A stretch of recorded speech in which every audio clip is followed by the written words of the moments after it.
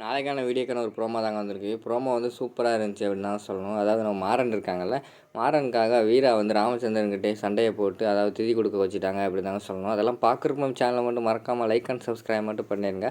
First எடுத்தோடனே நம்ம இவர் சொல்லிக்கிட்டு இருக்காரு, ராமச்சந்திரன் சொல்லிக்கிட்டு இருக்காரு, இங்கே பாரு வள்ளி, இவன் இருக்கிறனால எல்லாருமே என்னையே தப்பாக பேசிக்கிட்டு இருக்காங்க. இப்போ அவன் இந்த இடத்துல போக போகிறானா இல்லைன்னா நானே இந்த இடத்த விட்டு போகவா அப்படிங்கிற மாதிரி வந்து கேட்குறாங்க. உடனே வள்ளி வந்து இருனே நான் சொல்கிறேன், நான் பேசுகிறேன் அப்படின்னு சொல்லிட்டு மாறனை வந்து டேய் உங்கள் அப்பா என்ன சொன்னாலும் கேட்க மாட்டேக்காரா, நீ போய் ரூமில் இருறா அப்படிங்கிற மாதிரி சொல்லிடுறாங்க.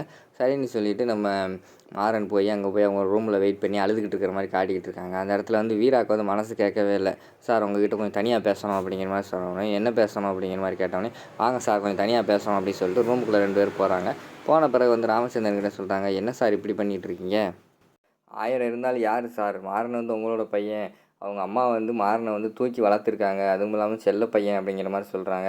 அப்படிப்பட்ட பையனே வந்து அவங்க அம்மாவுக்கு வந்து திதி கொடுக்கலனா அவங்களோட ஆத்மா வந்து எப்படி ஐயா சாந்தி அடையும் அப்படிங்கிற மாதிரி கேட்குறாங்க.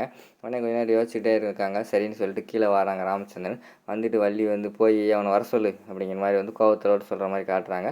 வெறும் வள்ளி வந்து மேலே ரூமுக்கு வராங்க. ரூமில் பார்த்தா திதி கொடுக்குறதுக்கு ஒரு காஸ்டியூம் மாதிரி போட்டிருப்பாங்கல்ல, வேஷ்டி மேலே ஒரு துண்டு மாதிரி போட்டு பட்டையெல்லாம் போட்டிருப்பாங்கல்ல, அது போட்டுட்டு மாறன் வந்து ரெடியாக நின்றுக்கிட்டு இருக்கிற மாதிரி காட்டிகிட்டு இருக்காங்க கண்ணாடி. டேய் மாறா வாடா கீழே வாடா, அவங்க அப்பா அவனை வர சொல்லிட்டாரா அப்படிங்கிற மாதிரி வள்ளி சொல்கிறாங்க. தெரியும் அதனால தான் நான் இந்த ட்ரெஸ் எல்லாம் போட்டிருக்கேன் அப்படிங்கிற மாதிரி சொன்னோன்னே டேய் சூப்பர்ரா அப்படின்னு சொல்லிட்டு இங்கே திரும்பி பார்க்காங்க.